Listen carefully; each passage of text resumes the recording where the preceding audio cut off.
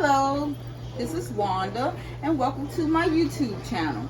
This is my very first video that I will be posting.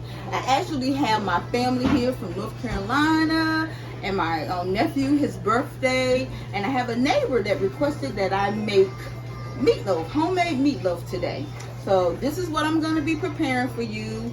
I have my ingredients set up here.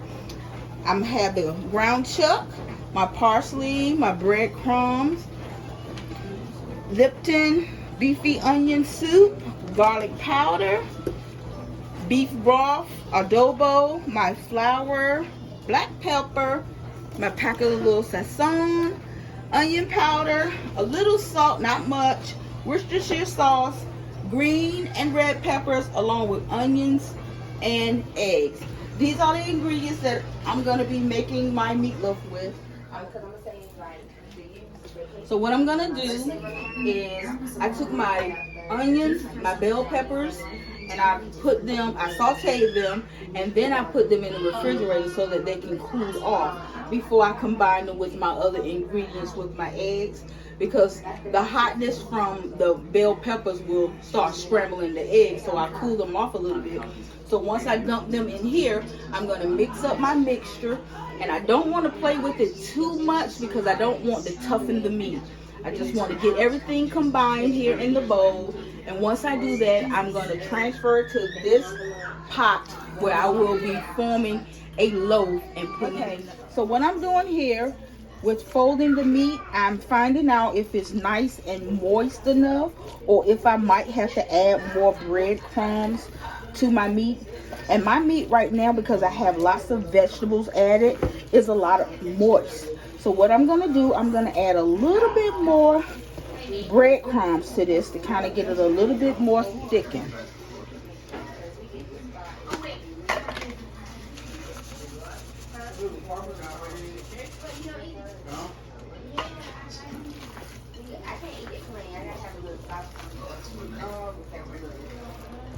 And make sure you notice that I'm actually folding the meat. I'm not squeezing it or anything. I'm pretty much just folding it over just so I can combine to make sure that all of my ingredients are combined in the meat.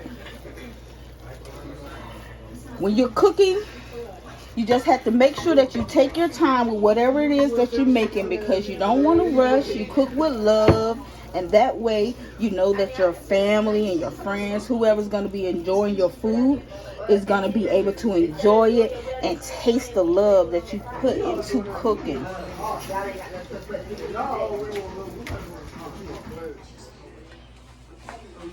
Okay, so this is pretty much how my loaf will look once it's in the pan. And what I like to do is I don't like to make it too thick, because you want it to be able to cook all the way through, and you don't want it to take too long to dry your meatloaf out.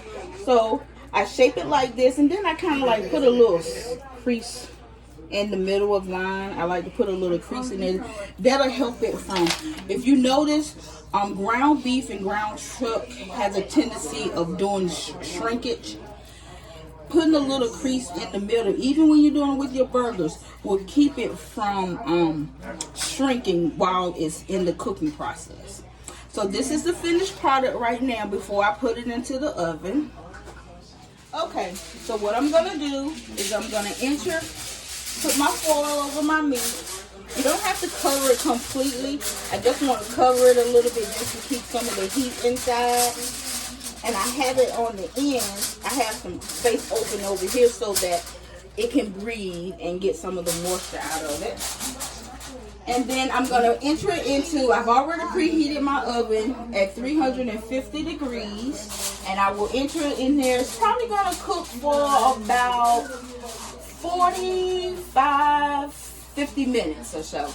But I'll put it in there and I'll continue to check on it, and then I'll video and let you guys know how we're progressing with the meatloaf. Okay, I just wanted to let you guys see that what I was telling you about putting a dent in the middle to keep the meatloaf from shrinking. You see that it's still the same size it was when I put it in to the oven. I took the foil off, so now I'm going to cook it a little bit longer so that it can get brown. and you see how moist it is. You can actually look at this meatloaf and see that it's moist and that it's not dry. So I'm going to put it back in the oven and let it finish cooking. Okay, just another update on my meatloaf. What I'll do here is I'll kind of stick my fork in here just so I can see, you know, how it's cooking. Make sure that it's cooking all the way through. It looks like it is.